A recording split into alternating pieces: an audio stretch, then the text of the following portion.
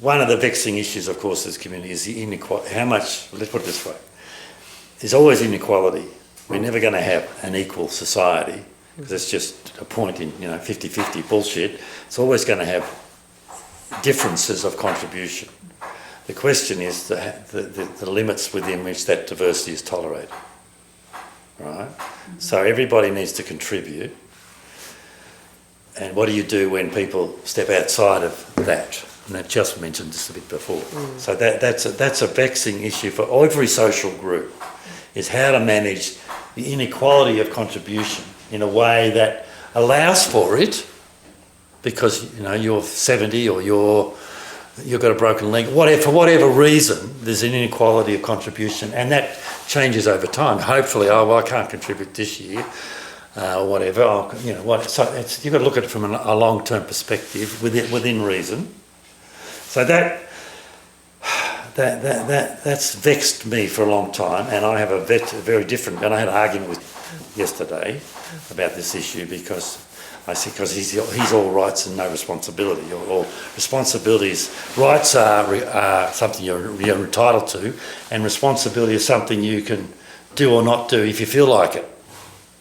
So that, and I said to him, well, when you get a bit older, and I've been here a bit longer, maybe you'll get to the point where you realise responsibility has to be managed as well, in the sense of we have to define those limits and manage them. And it's a vexing, because people have very different views on that. And I'm much tougher on that than Chelsea would be. But she's got tougher from what she was when she first came here. In the sense of we can't tolerate people not contributing, because that becomes repressive. Mark Hughes wrote a book called Repressive Tolerance. When you tolerate fascism or whatever, when you tolerate too much not contributing. So, but on the one hand, that's just that you've got to have the compassion for each person and their capacities and their moment in time. And so you've got to hear that, and you've got to listen to that and laugh at that. At the same time, how do you define the boundaries? So did we look after the property better? We used to have 20 head of cattle, we used to have 20 head of sheep, we got hardly anything. So I think the place has gone downhill. From the earlier time.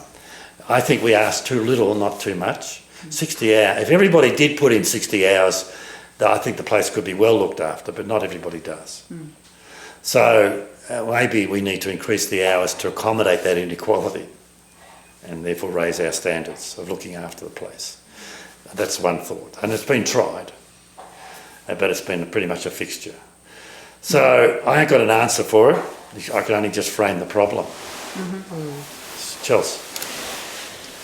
Yeah, I agree. I think that that the cost of living has increased, and the stress on working off the mountain has increased, and we've also come to a point where, 10 years ago, a lot of people were still building their houses, and in that we had lots of woofers and lots of other volunteers coming, and they had sort of the joy of helping build houses and still building the community infrastructure. Whereas now it feels like, all the houses are built, and it's the time where we kind of, I guess, can then look and redefine who we are and what we want to be, and we need to put that energy into the land, but we don't have the volunteers coming at the moment because a lot of people don't have time to host them and to look after them, and so that's a big loss in the kind of the workforce that they used to do for the communal land.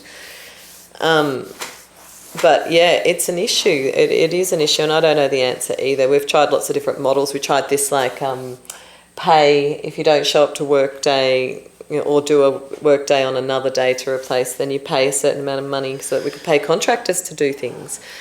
That was very unsuccessful and very resented.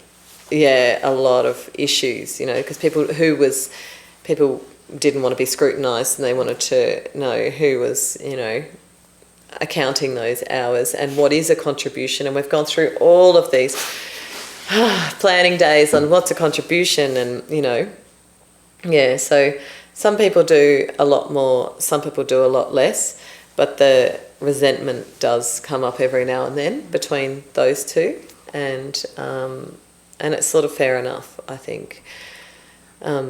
we need a lot more energy into the land. But eventually, Yeah. we do. Eventually, we do have. You are required to be an active member.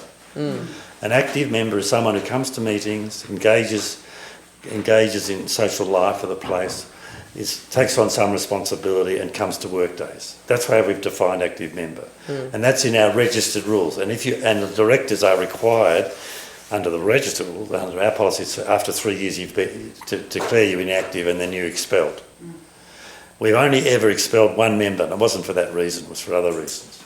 So we've been pretty soft. And we haven't, but we have named 4 people recently who were seen as in danger of being, given the signal, you are in danger of being defined as inactive. 3 of those people have lifted their game as a consequence. One of them I don't think has.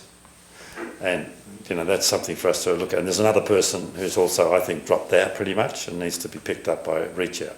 So, but the community doesn't want to deal with it. We don't want to have to kick somebody out. We don't want to have to say you're inactive. We don't want to be the hard hat. We all like to be the soft hat, don't we? And that's but we do have the capacity. It's very, very, very limited and needs to be exercised more. If we exercise that boundary, manage those boundaries more, that would help to give everybody a boost to put in more. And if we had limitless housing options, meanwhile, if somebody's sitting and being completely inactive and there's a family or a group of people or that would, more than, or a person, that's wanting to come in and busting to be active, it feels like, of course, it's not fair that somebody can just sit in that position. And so, yeah. But 60 people could look after this property. My son says, I look after my acreage by myself. And you've got fences that aren't up. You have got, what? 60 people can't look after this property?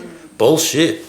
He's appalled. So am I. What were the 4 again? You said engage socially, comes to meetings. Oh, yeah. Comes to work days. Work days, and takes on some responsibility in a committee or something. Take on some responsibility. Yeah. Even if you can't come to a work day, you can do your day another day. Make a contribution physically. So it's 60 hours a year, and the directors' meetings are just once a month, and then committees meet whenever they meet, and so you're expected to be on a committee or 2, and and that's... So the key thing is we always think about the people who aren't putting in, but there's also the risk of burning out the people who are good, putting in too much. So we've got to watch those boundaries too and look after the people, not the good people. The people who are putting in and they don't do up somebody else's share. Yeah. That's counterproductive. As much as allowing people not to contribute is allowing somebody to put in too much. And as a consequence having too much influence as well, They get too much profile as well.